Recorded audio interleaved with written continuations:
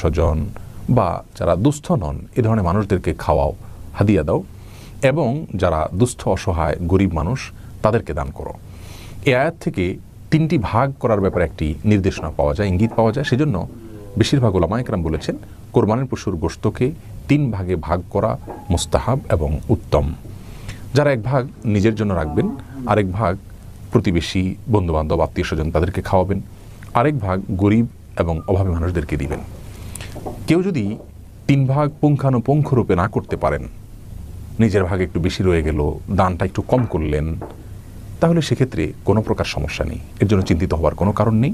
কারণ পুঙ্খানুপুঙ্খরূপে 3 ভাগে ভাগ করাটা কোনো আবশ্যক বিষয় নয়। আপনি অনুমান করে 3 ভাগে ভাগ করতে পারেন, অথবা 2 ভাগে ভাগ করতে পারেন, অথবা ভাগ নাও করতে পারেন, কিছু দিলেন আর বেশিরভাগ রেখে দিলেন, বা বেশিরভাগ দিয়ে দিলেন, সামান্য কিছু রেখে দিলেন, সেই স্বাধীনতাও আপনার রয়েছে। এরপরে আমরা আল্লামা মামুনুল